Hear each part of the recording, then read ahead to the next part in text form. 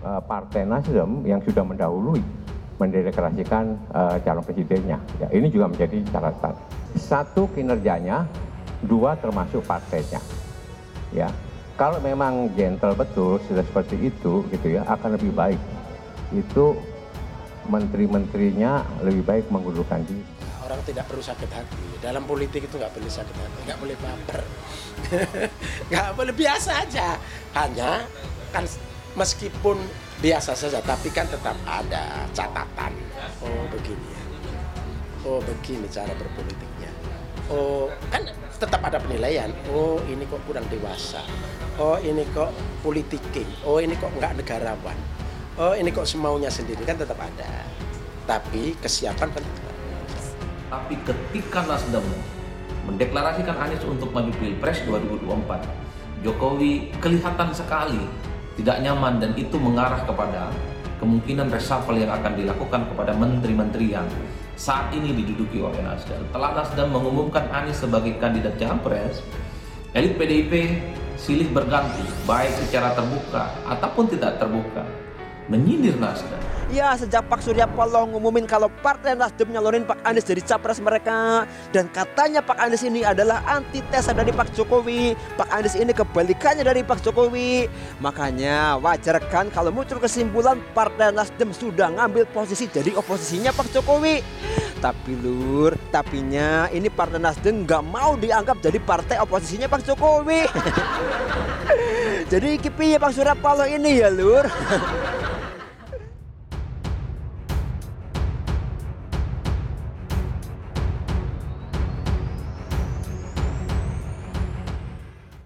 Isu reshuffle bukan kabar angin. Gus Coy bilang Nasdem sudah hitung plus minusnya. Ketua DPP Partai Nasdem Effendi Khoiri atau Gus Coy berpendapat isu reshuffle kabinet bukan kabar angin dan pihaknya sudah menghitung plus minusnya. Penjelasan Gus Coy disampaikannya saat ditemui wartawan di Kopi Politik, Jakarta Selatan Sabtu, 7 Januari 2023. Gus Coy juga menyebut pihaknya akan menerima segala konsekuensi atas dukungan partainya kepada Anies Baswedan. Namun Nasdem akan memberikan catatan khusus kepada Jokowi. Ia juga mengingatkan bahwa kursi Menteri Nasdem merupakan hak atas dukungan kepada Jokowi di Pilpres 2019 lalu. Gus Coy juga menyebut bahwa Presiden bukanlah raja dan partai pengusung yang telah membantu memenangkan Jokowi punya hak untuk diajak bicara soal reshuffle. Untuk diketahui, Presiden RI Joko Widodo kembali tidak membantah adanya isu reshuffle Kabinet Indonesia Maju.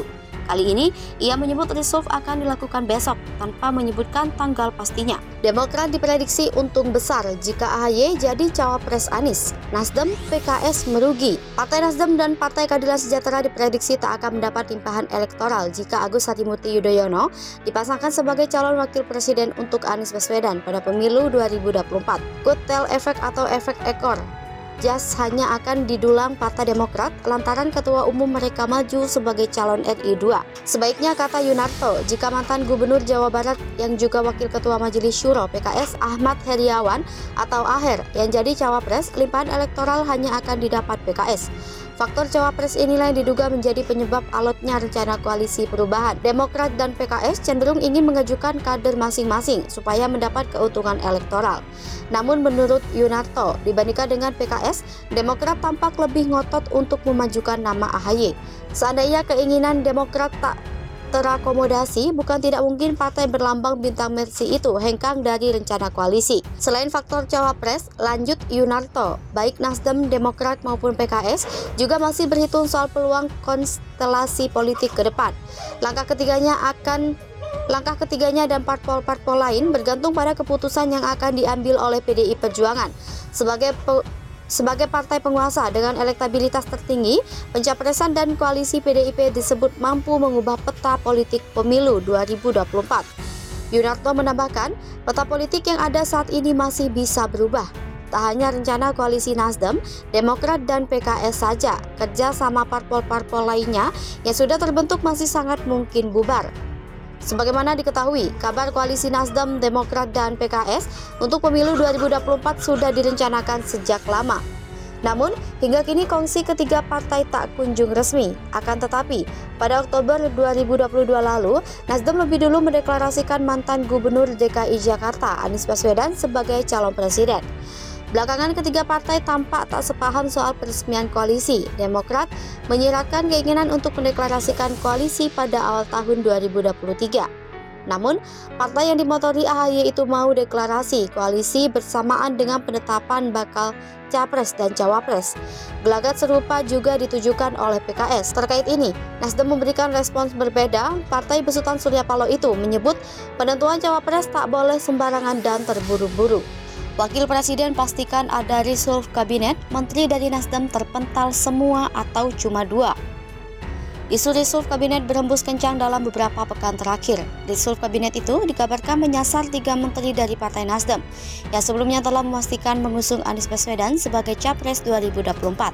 Padahal, Anies Baswedan sempat disebut sebagai antitesis Presiden Joko Widodo oleh petinggi Nasdem meski yang bersangkutan belakangan dicopot dari jabatannya.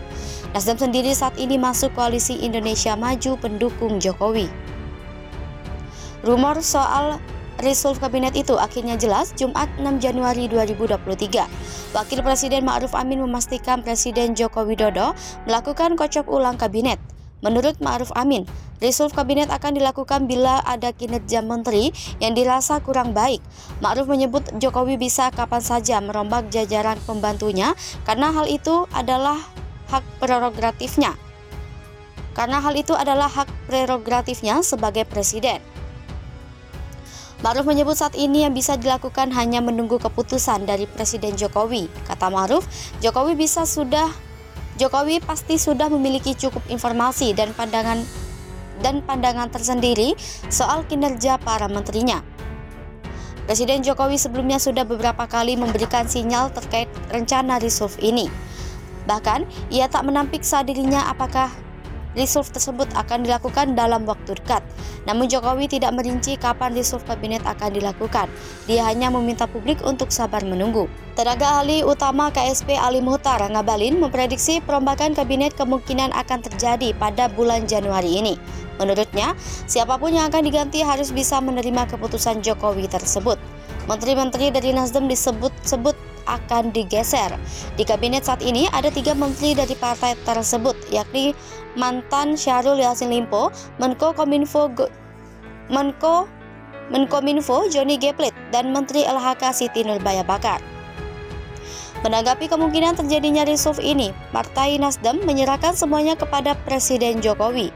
Sekjen Partai Nasdem Johnny G. Plate mengungkapkan bahwa semua partai dalam koalisi Indonesia Maju, termasuk Nasdem, harus siap di reshuffle kabinet. Hal itu menurut Johnny karena reshuffle merupakan hak prerogatif Presiden Jokowi. Johnny menegaskan seorang menteri tugasnya membantu presiden, maka dari itu dirinya juga siap jika itu keputusan presiden. Johnny juga mengatakan bahwa Nasdem terus berkomitmen terhadap pemerintahan Jokowi Ma'ruf. Dia menegaskan Nasdem akan terus konsisten terhadap komitmen penentuan anggota kabinet. Perubahan anggota kabinet merupakan kewenangan prerogatif